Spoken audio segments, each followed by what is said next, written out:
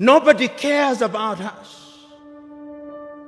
And brothers and sisters, if you want to know how weak we are, and we are weak,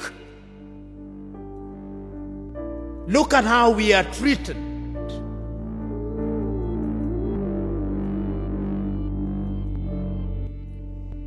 Last month,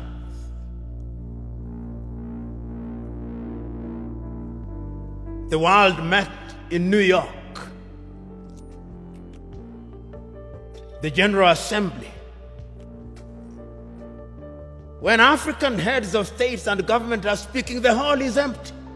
Nobody bothers because they are saying nothing. Even if they are saying something, it is something that can be ignored. Compare when an African head of state and government is speaking and when the Prime Minister of Little Israel is speaking. They will listen because we are weak and disunited.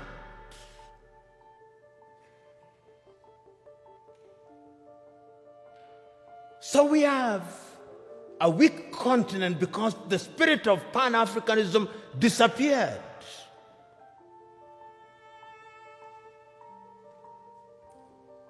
So the question that we can ask, what is the state of Pan-Africanism as we speak today?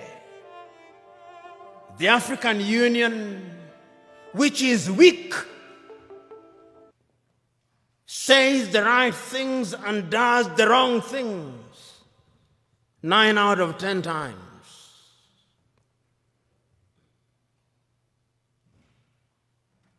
And what are the critical areas in which we are weak? We are weak politically because nobody listens to us. We are not trading with one another. Intra-African trade is not anything beyond 15%, the lowest anywhere in the world. If you look at all our sectors and look at them, look at our agriculture, almost all African countries are net food importers. There is not a single African country that is in meaningful technology. Not a single African country produces a mobile phone.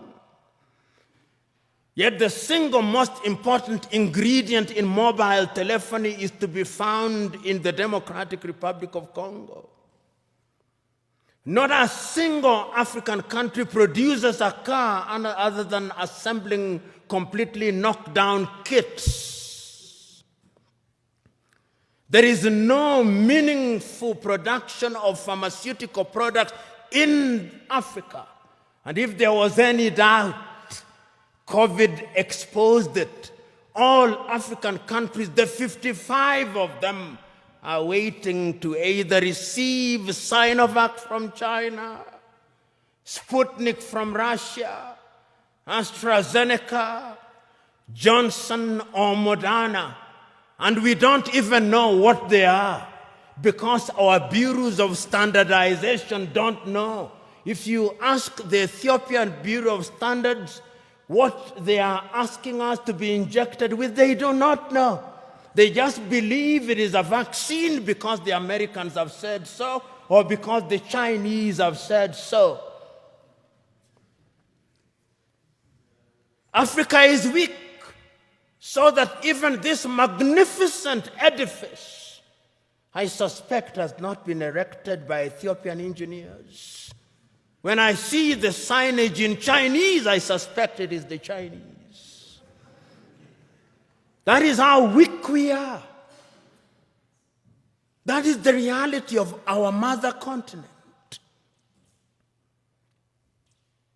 It is because we are politically weak, we are economically weak, socially we are disorganized, culturally and spiritually we are confused. That is the continent in which we are today. We unite or we perish. that as I travel along across the world, people do not care about our Tanzanianness or our Ghanaianness or our Kenyanness or our Ethiopianness. In their eyes, we are all Africans. And perhaps that is what we should use as the building block in order to talk about African unity. But we are not being naive about that unity. Because sometimes when we talk about Pan-Africanism and about African unity, people think we are being too simplistic about it. No, it is not being simplistic and being naive. It is recognizing that as long as we remain the way we are, then Africa in the next 25 years will be recolonized. Did you like or hate what you heard?